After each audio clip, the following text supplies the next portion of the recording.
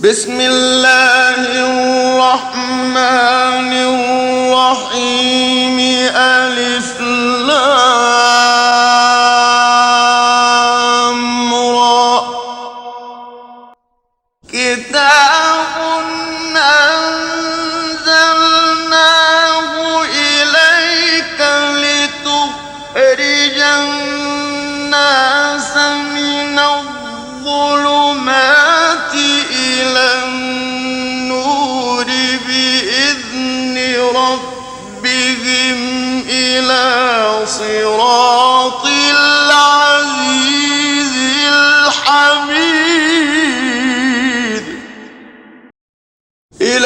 صراط العزيز الحميد الله الذي له ما في السماوات وما في الأرض وويل للكافرين من عذاب شديد الذين يستحبون الحياة الدنيا على الآخرة ويصدون عن سبيل الله ويبغونها عوجا أولئك في ضلال بعيد وما أرسلنا من رسول إلا بلسان قومه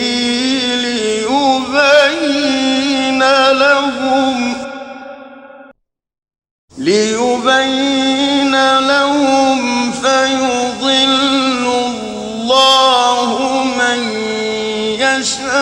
يشاء ويهدي من يشاء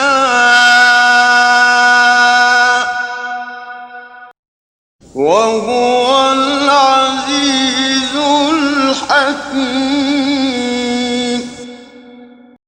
ولقد أرسلنا موسى بآياتنا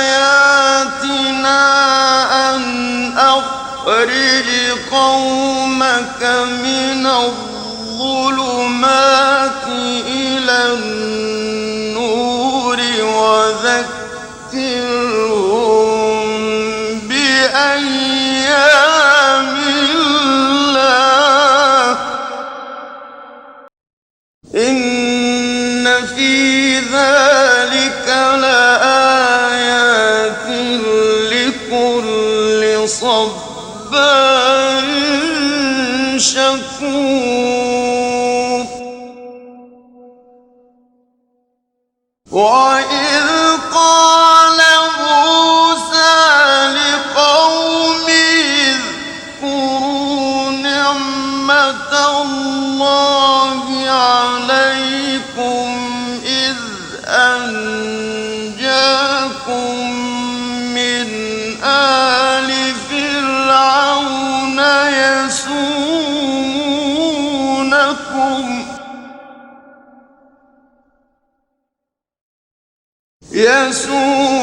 يسومونكم سوء العذاب ويذبحون أبناءكم ويستحيون نساءكم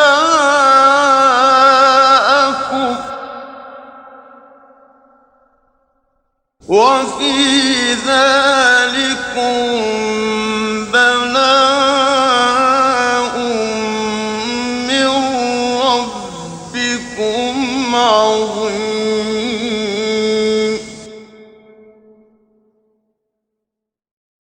وإذ تأذن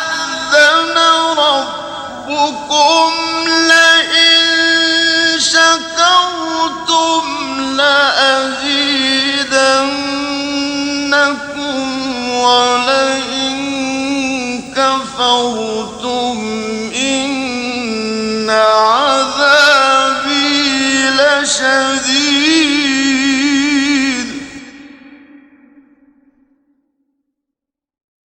وَقَالَ مُوسَىٰ إِن تَكْفُرُوا أَنتُمْ وَمَن فِي الْأَرْضِ جَمِيعًا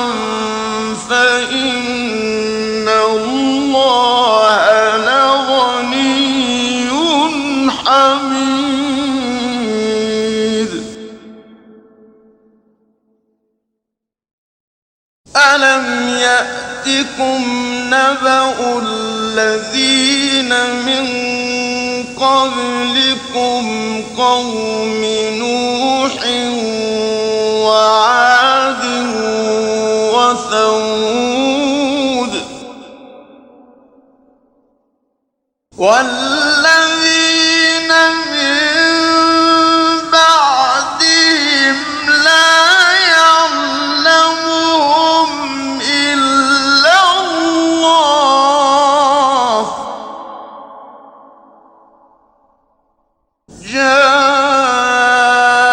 جاءتهم رسلهم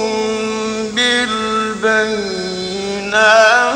فردوا أيديهم في أفواههم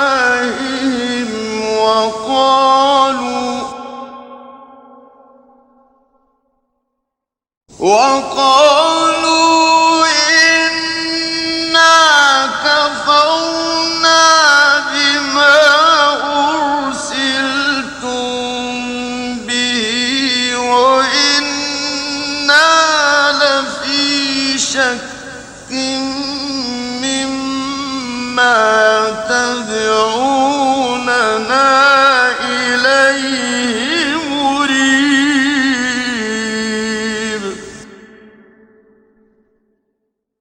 قالت رسلهم أفي الله شك فاطر السماوات والأرض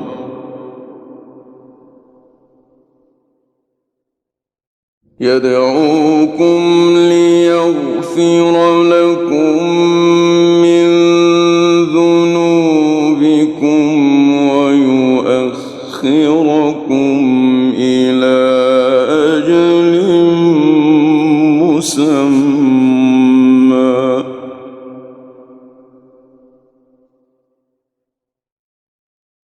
قالوا إن أنتم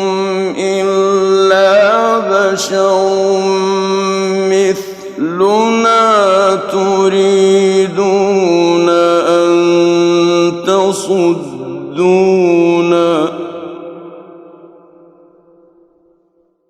تريدون أن تصدونا عما كان يعبد آباؤنا فأتونا بسلطان مبين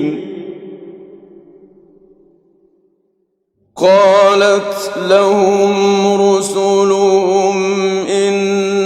نحن إلا بشر مثلكم إن نحن إلا بشر مثلكم ولكن الله يمن على من يشاء من عباده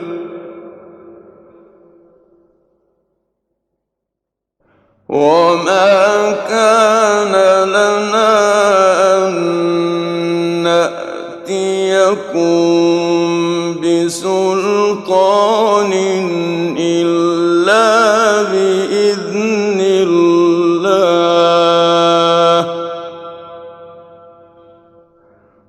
وعلى الله فليتوكل المؤمنون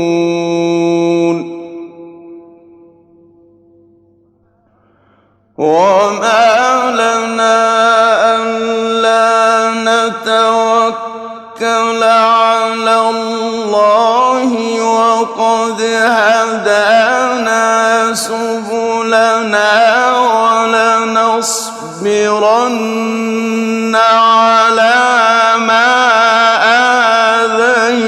آذيتمونا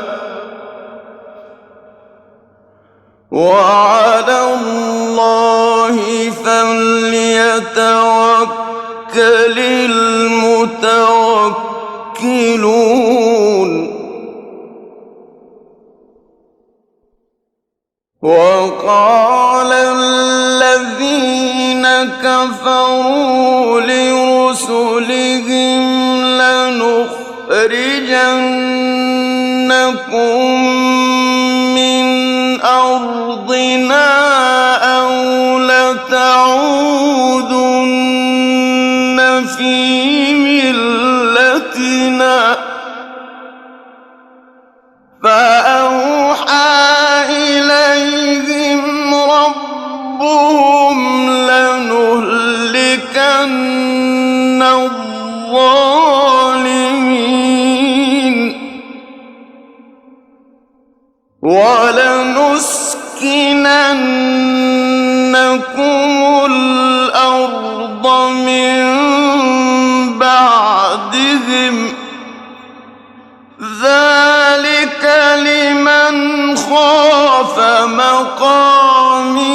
وخاف وعيد واستفتحوا وخاب كل جبار عنيد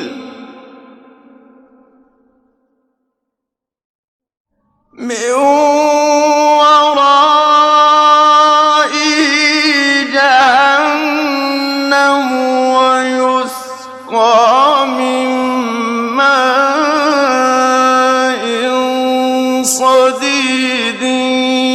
يتجرعه ولا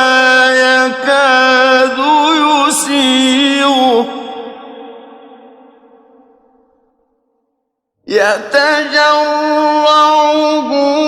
ولا يكاد يسيغه ويأتيه الموت من كل مكان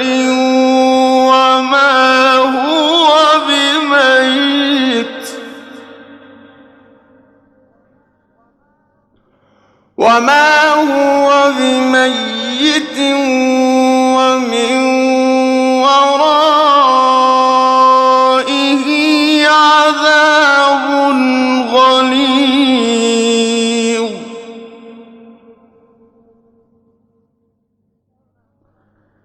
مثل الذين كفروا بربهم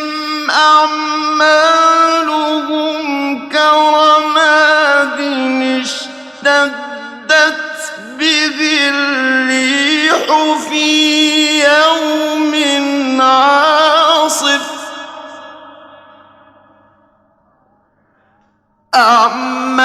أعمالهم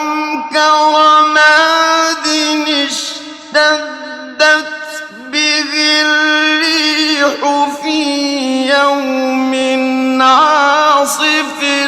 لا يقدرون مما كسبوا على شيء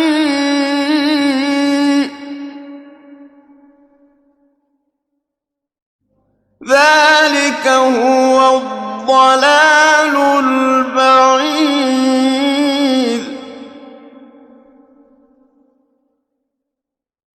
ألم تر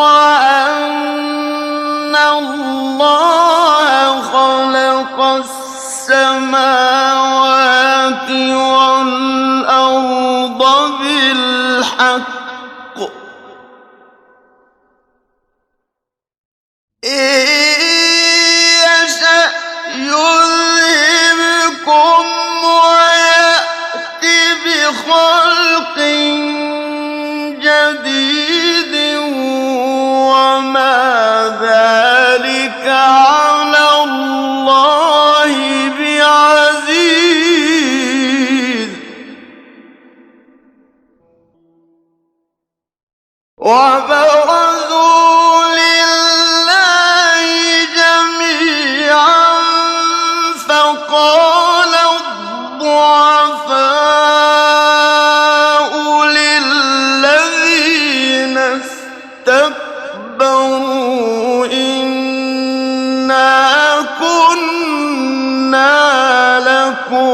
تبعا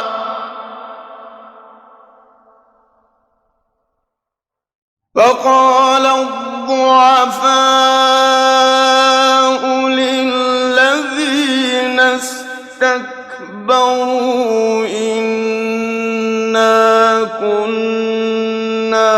لكم تبعا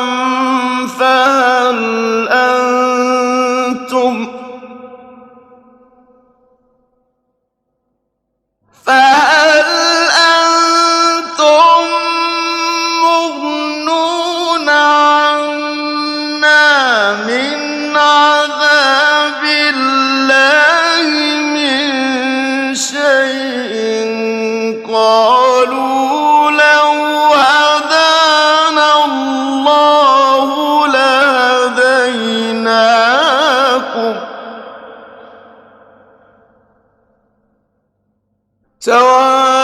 سواء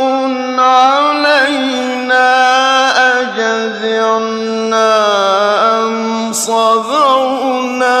ما لنا من محيص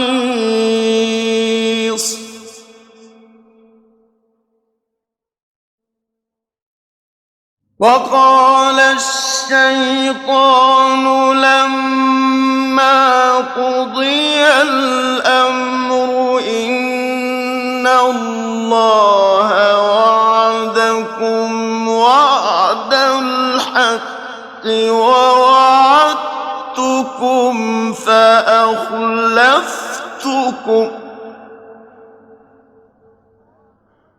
وما كان لي عليكم من سلطان إلا أن دعوتكم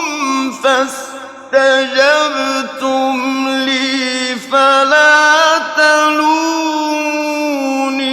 ولوموا أنفسكم ما أنا بمصرخكم وما أنتم بمصرخي إني كفرت بما أشركتمون من قبل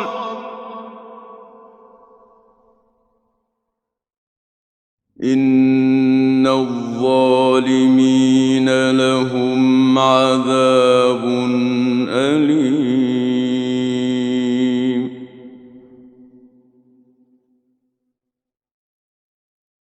وأدخل الذين آمنوا وعملوا الصالحات جنات تجري من تحتها الأنهار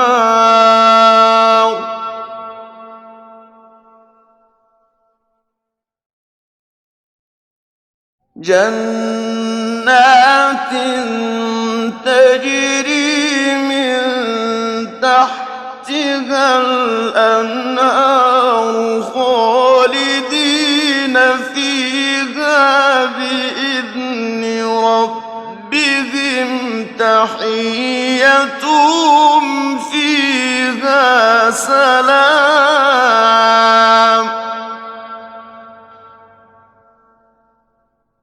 ألم تر كيف ضرب الله مثلا كلمة طيبة كشجرة طيبة أصلها ثابت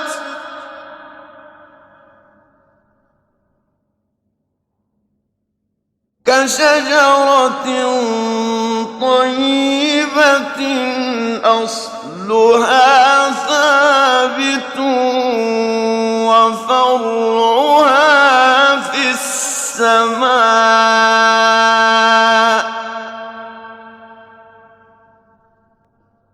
تؤتي أكلها كل حين بإذن ربها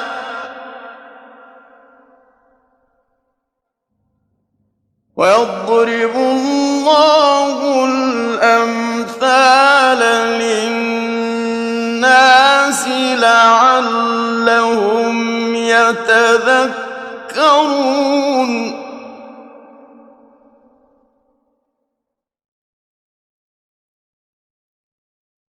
ومثل كلمة خبيثة كشجرة خبيثة اجتثت من فوق الأرض ما لها من قرار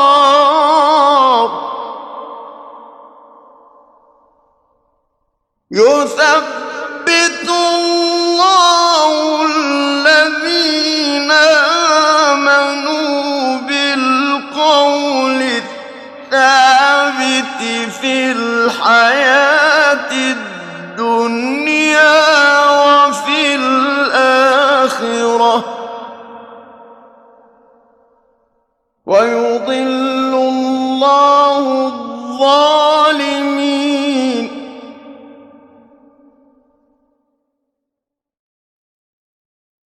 ويفعل الله ما يشاء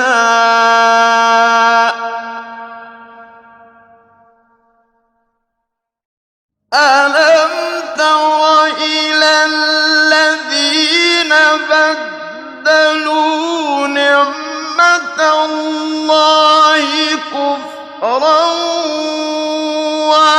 وأحلوا قومهم دار البوار جهنم يصلونها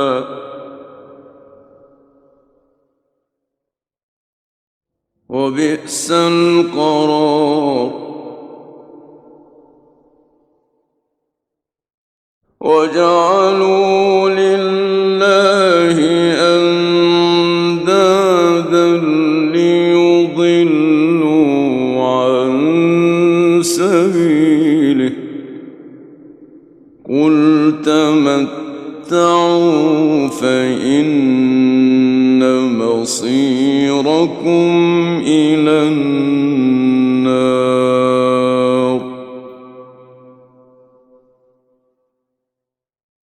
قل لعبادي الذين آمنوا يقيموا الصلاة وينفقوا مما رزقناهم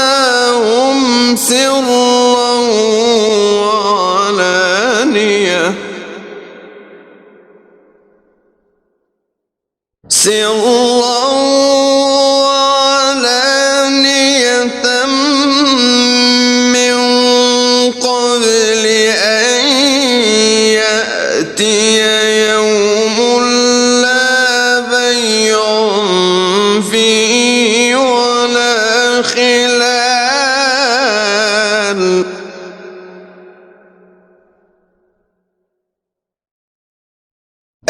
الله الذي خلق السماوات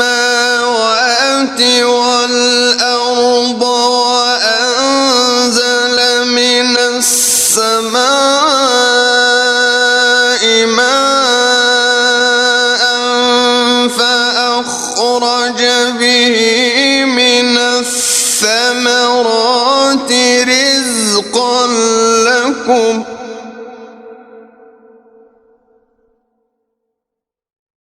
وسخر لكم الفلك لتجري في البحر بأمره وسخر لكم الأنهار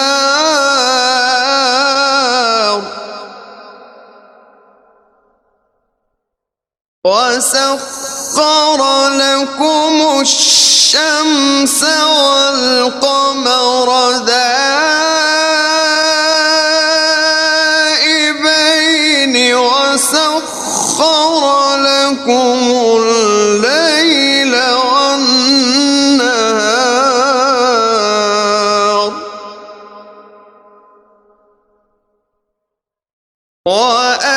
وآتاكم من كل ما سألتموه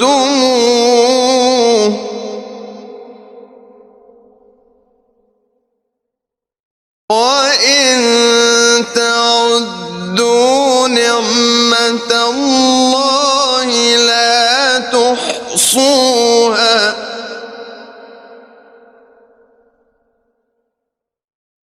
وإن تعدوا نعمة الله لا تحصوها إن الإنسان لظلوم كفار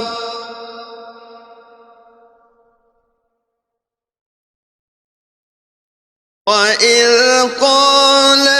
إبراهيم رب اجعل هذا البلد آمنا واجنبني وبني أن نعبد الأصنام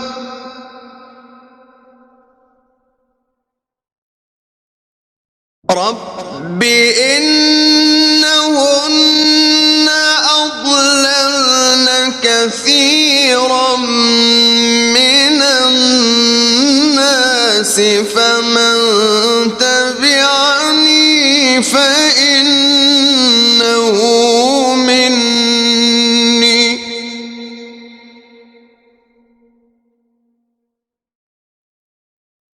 ومن عصاني فإنك غفور رحيم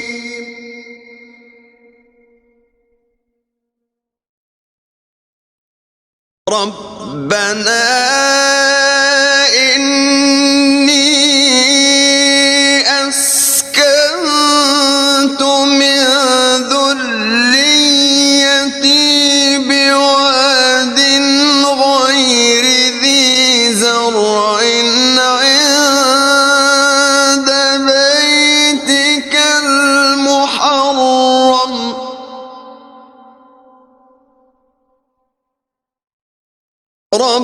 ربنا ليقيموا الصلاة فاجعل أفئدة من الناس تهوي إليهم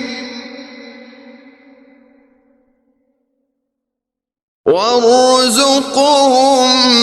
من الثمرات لعلهم يشكرون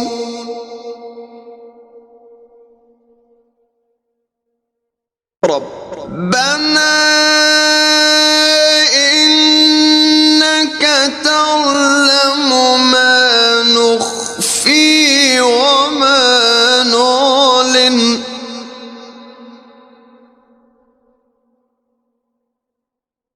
وما يخفى على الله من شيء في الأرض ولا في السماء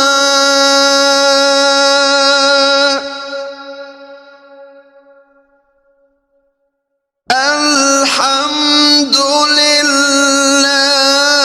لله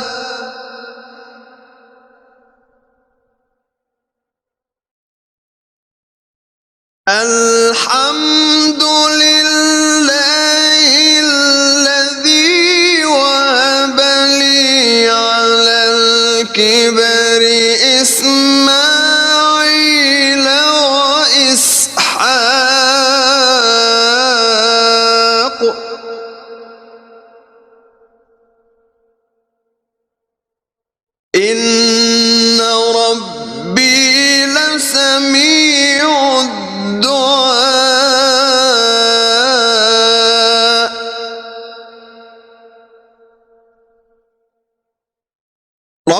اجعلني مقيم الصلاة ومن ذريتي ربنا وتقبل دعاء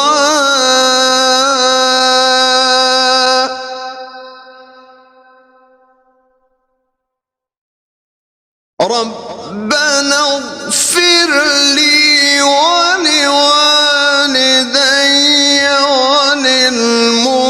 وللمؤمنين يوم يقوم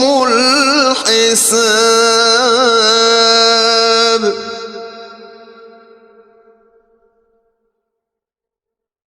ولا تحسبن الله غافلا عما يعمل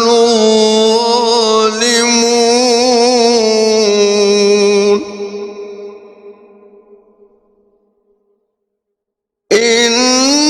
إنما يؤخرهم ليوم تشخص فيه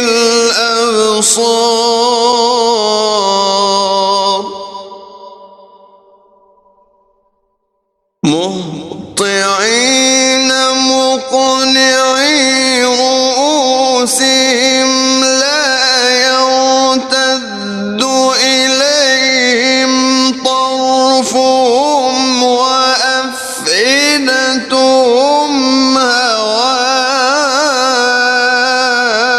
هواء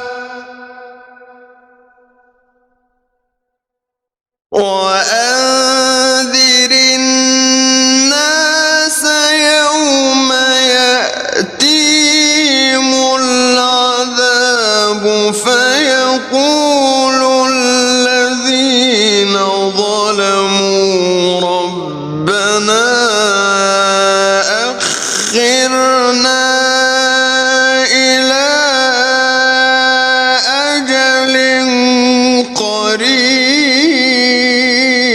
قريب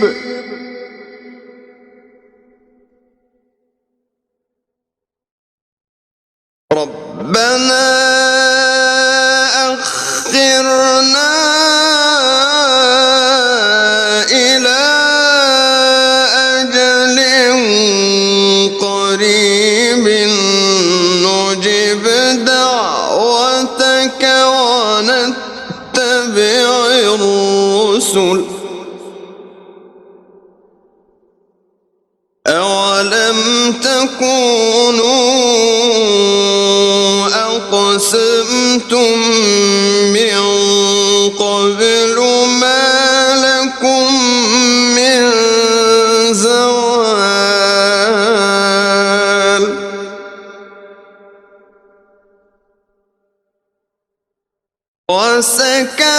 وسكنتم في مساكن الذين ظلموا أنفسهم وتبين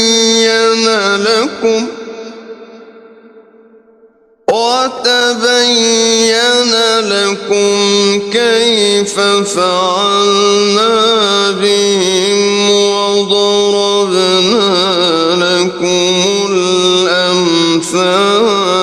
الأمثال وقد مكروا مكرهم وعند الله مكرهم وإن كان مكرهم لتزول منه الجبال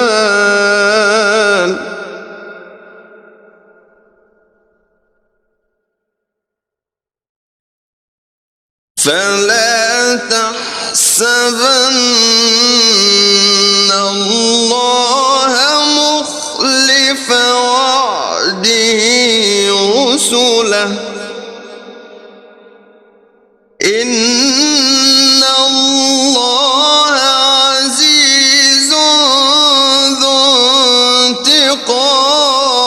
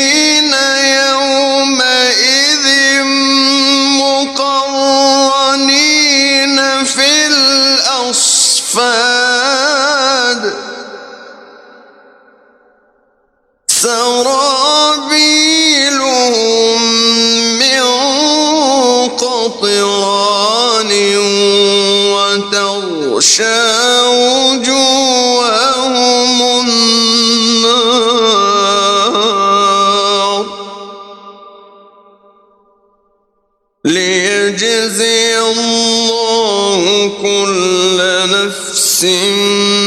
ما كسبت إن الله سريع الحساب هذا بلاغ للناس ولينذروا